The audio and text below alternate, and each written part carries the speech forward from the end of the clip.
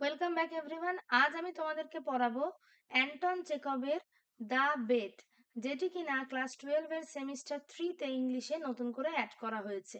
তো the bet পড়বার আগে বেট সম্বন্ধে কয়েকটা প্রাথমিক তথ্য আমরা জেনে নেব। দ্য বেট এই যে গল্পটি, এই গল্পটি প্রথম পাবলিশড হয়েছিল 1889 খ্রিস্টাব্দে। দ্য বেট গল্পে দুটি মুখ্য চরিত্র হচ্ছে the banker and the lawyer. একজন ব্যাংকার এবং একজন লয়ার, এই দুজন হচ্ছে দ্য বেটের মুখ্য চরিত্র। তো দ্য বেটে অ্যান্টন চেকভ অর্থাৎ কিনা অথর বেশ কয়েকটা কমপ্লেক্স কনসেপ্ট আমাদের সামনে তুলে ধরার চেষ্টা করেছেন। দ্য বেটের মাধ্যমে অথর বোঝাতে চেয়েছেন the real meaning of freedom, the real meaning of freedom, সত্যি স্বাধীনতা কি, হোয়াট ইজ ফ্রিডম। ঠিক আছে, এইটা অথর আমাদের সামনে তুলে ধরার চেষ্টা করেছেন যে ফ্রিডম মানে অ্যাকচুয়ালি কি। ইদার ইটস ফিজিক্যাল ফ্রিডম, যে আমি যেখানে ইচ্ছে ঘুরে বেড়াবো সেইটা ফ্রিডম কিনা, নাকি এটা ইন্টেলেকচুয়াল ফ্রিডম, যে আমি আমার মননকে আরো শক্তিশালী করব, আমার বুদ্ধিমত্তাকে আরো বাড়াবো, সেই ইন্টেলেকচুয়াল ফ্রিডম আমার কাছে ইম্পর্টেন্ট কিনা, অর রেদার ম্যাটেরিয়াল ফ্রিডম, যে আমি প্রচুর রিচেস গ্যাদার করব এবং আমি ইকোনমিক্যালি ভীষণভাবে স্টেবল হব, এইটা কি ফ্রিডম। তো এখানে অথর অ্যাকচুয়ালি ফ্রিডম কি সেইটা বোঝাতে চেয়েছেন। তো তিনি মানুষের মনের যে কমপ্লেক্স যে জায়গাগুলো, যে মানুষ অ্যাকচুয়ালি কি চায়, কিরকম পরিস্থিতিতে মানুষ কিরকম আচরণ করে, তার যে রিয়াকশন কেমন হয়, রেসপন্স কেমন হয়, এইগুলোই তিনি বোঝাতে চেয়েছেন দ্য বেড গল্পের মাধ্যমে।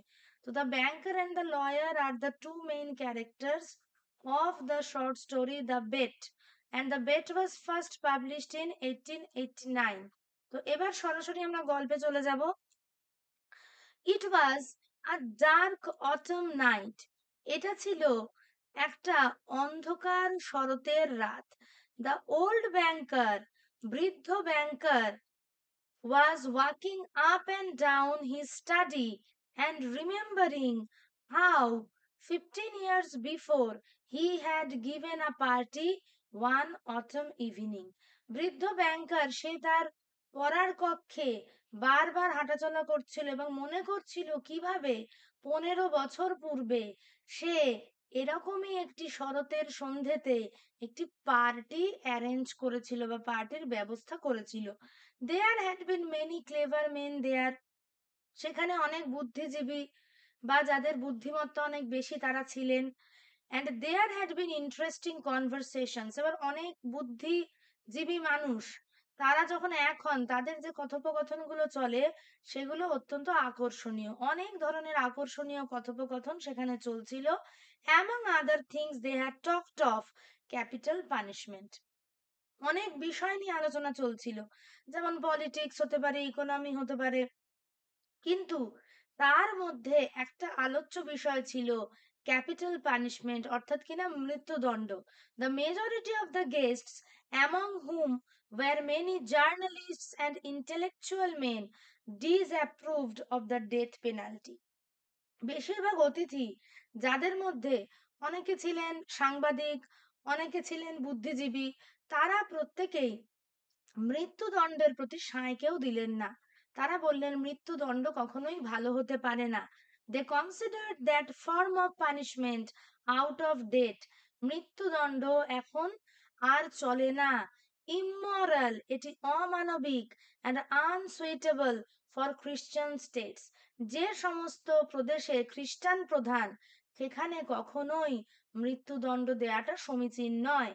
In the opinion of some of them, the death penalty ought to be replaced everywhere by imprisonment for life. বর্তমান বিচার ব্যবস্থায় আমরা যেটা দেখি যে খুব সহজে কিন্তু কাউকে মৃত্যুদণ্ড দেওয়া যায় না বা দেওয়া হয় না, তার পরিবর্তে তার অপরাধ যদি সামান্যতর লঘু হয় সেক্ষেত্রে আমরা দেখি যে যিনি মহামান্য বিচারপতি তিনি যাবজ্জীবন কারাদণ্ড দিয়ে থাকেন কিন্তু মৃত্যুদণ্ড দেন না।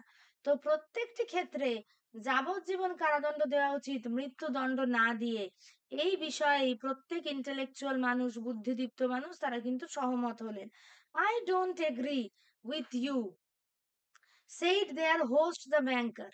এবার তাদের যে আপ্যায়ন করছিল ব্যাংকার, যে এই পার্টিটাকে থ্রো করেছিল, সে বলছে যে আমি তোমাদের সাথে সহমত নই।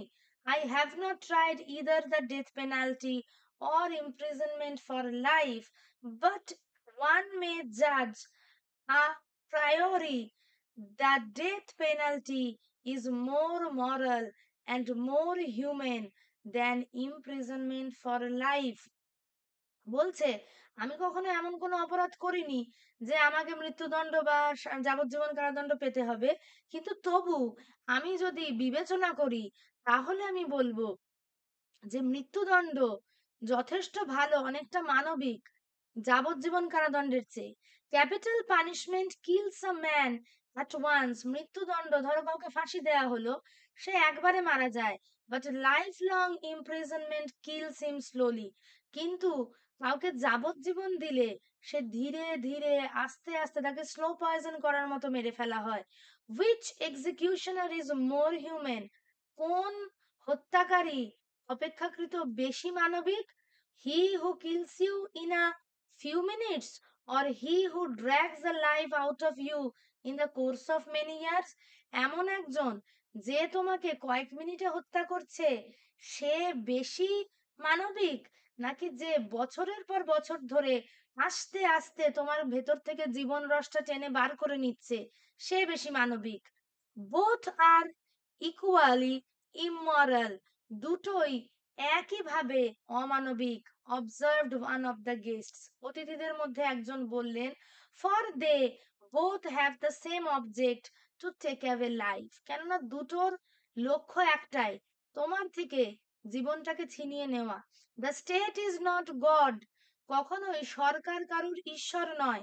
ইট has not the right to take away what it can't restore when it wants to। এর কোনো অধিকার নেই সেই জিনিসটিকে ছিনিয়ে নেওয়া যেটা এ আর কখনো ফেরত দিতে পারবে না। যদি কারোর জীবন ছিনিয়ে নেওয়া হয় এবং পরে সরকার মনে করলো যে না, এর জীবনটা আমি ফিরিয়ে দিই, তাহলে কি দেয়া সম্ভব? অর্থাৎ যে জিনিস নিয়ে আমি আর কখনো ফেরত দিতে পারবো না, সেটা আমার নিয়ে নেওয়ার অধিকার নেই। Among the guests was a young lawyer, a young man of 5 and 20। সমস্ত অতিথিদের মধ্যে একজন অল্প বয়স্ক আইনজীবী ছিল, একজন তরুণ যুবক যার 25 বছর মাত্র বয়স। when he was asked his opinion, he said that death sentence and the life sentence are equally immoral, but if I had to choose between the death penalty and the imprisonment for life, I would certainly choose the second। তো সে কি বলল যে মৃত্যুদণ্ড এবং যাবজ্জীবন একইভাবে অমানবিক, কিন্তু যদি আমাকে কেউ বলে যে তুমি মৃত্যুদণ্ড চাও না যাবজ্জীবন চাও, আমি অবশ্যই দ্বিতীয়টিকেই বেছে নেব। অর্থাৎ আমি যাবজ্জীবনকেই বেছে নেব। To live anyhow is better than not at all. কোনোভাবে বেঁচে থাকা তো একেবারে বেঁচে না থাকার থেকে অনেক বেটার, তাই তো? যে কোনোভাবে যদি কেউ বেঁচে না থাকে, তবে সেটা একেবারে বেঁচে না থাকার থেকে কিন্তু অনেকটাই বেটার। আর লাইভলি ডিসকাশন অ্যারোজ। এই করতে করতে একটা প্রাণবন্ত আলোচনা তৈরি হলো। The banker who was younger and more nervous in those days was suddenly carried away by excitement. সেই যে ব্যাংকার, ব্যাংকারের অর্থ হচ্ছে হয় সে ব্যাংকের ওনার, অথবা সে ব্যাংকে কোনো উচ্চ পদস্থ কর্মচারী। তো সেই যে ব্যাংকার, যে তার তখন বয়স অনেক কম ছিল, আজ থেকে 15 বছর আগের কথা ব্যাংকার মনে করছে, অর্থাৎ তার বয়স ছিল অনেক কম। তো সেই যে ব্যাংকার, যে কিনা বয়স তার অনেক কম ছিল, যে কিনা অনেকটাই স্নায়ুর দ্বারা নিয়ন্ত্রিত হতো, এবং হঠাৎ করে সে উত্তেজিত হয়ে পড়লো। মানুষ অল্প বয়সে অনেকটাই সে কিন্তু উত্তেজনার বশবর্তী হয়ে কাজ করে, যেটা যখন সে ম্যাচিওর হয় তখন সে ব্রেন ওয়ার্ক করে, কিন্তু যখন সে ইম্যাচিওর থাকে, তার বয়স কম থাকে, তখন সে হঠকারী সিদ্ধান্ত নিয়ে ফেলে। উত্তেজনার বশবর্তী হয়ে সে চলে। He struck the table with his fist and shouted at the young man. সে টেবিলে নিজের মুষ্টি দিয়ে এরকম আঘাত করলো, মানে অর্থাৎ হাতের এই মুষ্টিটা, এবং সেই তরুণের প্রতি চিৎকার করে বলল, ইট ইজ নট ট্রু, তুমি সত্যি বলছো না। I will bet you 2 millions you won't stay in solitary confinement for 5 years। আমি তোমাকে 2 মিলিয়ন দেব, তার পরিবর্তে তুমি কি একাকী নির্জন ভাবে তুমি কারাবাসে থাকতে পারবে 5 বছরের জন্য? If you mean that in earnest, said the young man, I will take the bet, but I would stay not 5 but 15 years। তুমি যদি সত্যি এটাকে আন্তরিকভাবে বলে থাকো যে হ্যাঁ তুমি আমাকে 2 মিলিয়ন দেবে, তবে আমি একটা কথা বলতে পারি, আমি 5 নয়, আমি 15 বছর থাকতে রাজি আছি। 15, 15 বছর, ডান, ঠিক আছে, তবে ঠিক আছে। ক্রাইড দ্য ব্যাংকার, সে চিৎকার করে ব্যাংকার বলল, জেন্টলম্যান, আই টেক 2 মিলিয়ন্স, আমি 2 মিলিয়ন বাজিতে রাখলাম। Agreed, you take your millions and I, you stake your millions and I stake my freedom. তুমি তোমার লাখ লাখ টাকা বাজিতে রাখলে, তার পরিবর্তে আমি আমার স্বাধীনতাটাকে বাজিতে রাখলাম। said the young man, and this wild senseless bet was carried out। এইভাবেই এরকম একটা, যার মধ্যে কোনো বোধই নেই, যার মধ্যে কোনো অর্থই নেই, সেই বাজি রাখা হলো। The banker, spoilt and frivolous with millions beyond his reckoning, was delighted at the bet। এবার ব্যাংকারের সেই মুহূর্তে যে আর্থিক পরিস্থিতি ছিল, সেটা হচ্ছে সে যথেষ্ট পরিমাণে সে যথেষ্ট পরিমাণে বিত্তবান ছিল। সেই সময় তার ঠিক হুঁশ ছিল না যে তার ব্যাংকে কত টাকা আছে। সে ছিল বাবা মার স্পয়েলড চাইল্ড, অত্যন্ত বড়লোকের ঘরের সন্তান। অতএব সে জানতোও না 2 মিলিয়ন্স মানে ঠিক কতটা। সে জানতো আমার ব্যাংকে মিলিয়ন মিলিয়ন পড়ে আছে। Okay, was delighted at the bet, সে এই বাজিতে ভীষণ সন্তুষ্ট হলো। At supper he made fun of the young man, রাত্রে খাবার সময় সে ওই তরুণটিকে নিয়ে হাসাহাসি করলো। অ্যান্ড সেড, এবং বলল, think better of it young man, এটা নিয়ে একটু ভাবো কিন্তু তরুণ। while there is still time, এখনো সময় আছে। তুমি 2 মিলিয়ন্স আর আ ট্রিফল, আমার কাছে 2 মিলিয়ন সামান্য, আমি তোমাকে ছুঁড়ে ভিক্ষা দিয়ে দিতে পারি। But you are losing 3 or 4 of the best years of your life. কিন্তু তোমার জীবনের শ্রেষ্ঠ 3 থেকে 4টি বছর, কেন 25, 25, 26, 27, 28, এই যে 25 to 30 গোল্ডেন ইয়ার্স মানুষের জীবনে, তো তুমি কিন্তু যে বয়সে মানুষ যত রকম সম্ভব এক্সপ্লোর করে বেড়াতে পারে, যত সম্ভব এনজয় করে বেড়াতে পারে, তো তুমি কিন্তু নিজের জীবনের সেই বেস্ট 3 to 4 ইয়ার্স কম্প্রোমাইজ করছো। আর আমার কাছে 2 million is nothing more than a trifle, তুচ্ছ আমার কাছে। আই সে 3 or 4, আমি তোমাকে 3-4ই বলছি, বিকজ ইউ ওন্ট স্টে লঙ্গার, তুমি 3-4 বছরের বেশি কোনো মতেই থাকবে না। Don't forget either, you unhappy man, that voluntary confinement is a great deal harder to bear than compulsory। এটা কিন্তু তুমি ভুলো না, অসুখী মানুষ তুমি একটা, তুমি এরকম একটা বাজিতে আমার সাথে রাজি হলে, তো এইটা কিন্তু তুমি ভুলো না যে ভলেন্টারি কনফাইনমেন্ট, এই যে স্বেচ্ছা নির্বাসন তুমি নিচ্ছ না, এইটা কিন্তু যে নির্বাসন সত্যিকারের যোগ্য, যে সত্যি অন্যায় করেছে সে নির্বাসন পাওয়ার যোগ্য, তার থেকে কিন্তু এই যে জেচে পড়ে মাত্র 2 মিলিয়নের জন্য তুমি নিজের স্বাধীনতাকে তুচ্ছ করে দিচ্ছ, এটা কিন্তু অনেক বেশি কঠিন। The thought that you have the right step out in liberty at any moment will poison your whole existence in prison। I am sorry for you। তুমি যখন ভাববে না যে কারাবাসে বসে যে এটা তো আমার জীবন, আমার প্রাপ্য নয়, আমি তো যখন খুশি এখান থেকে বেরিয়ে যেতে পারি, তো তোমার তোমার জীবন তখন বিষাক্ত হয়ে উঠবে। I am sorry for you, আমি তোমার জন্য খুব দুঃখিত। And now the banker, walking to and fro, remembered all this and asked himself.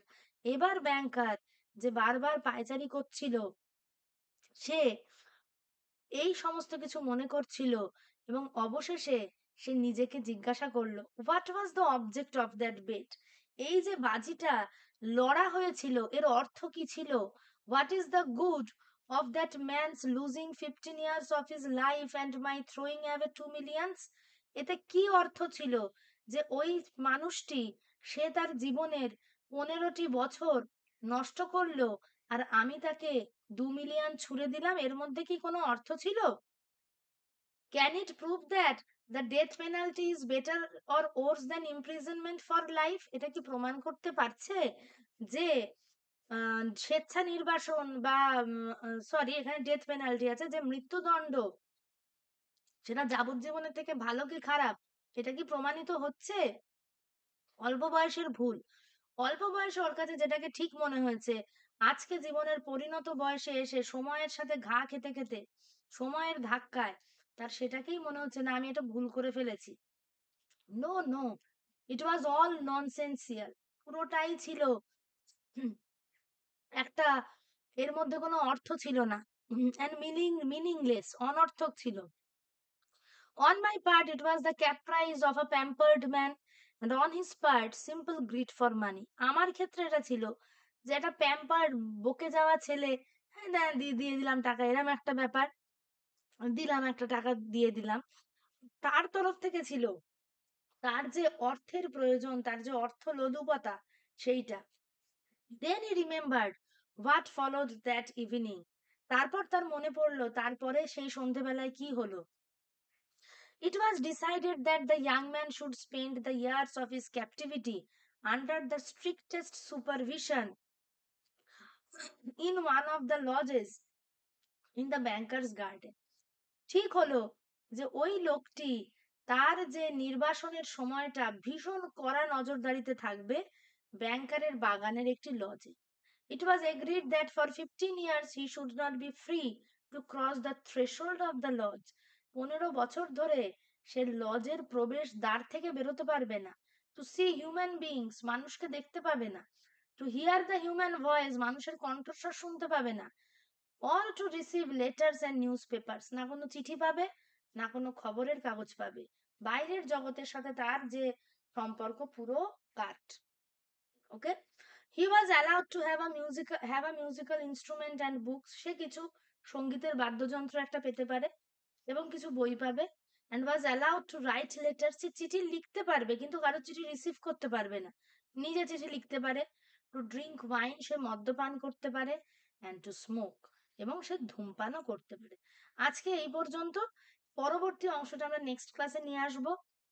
আশা করি এই চ্যানেলের ক্লাসগুলি তোমাদের জন্য খুবই উপযোগী হয়ে উঠবে।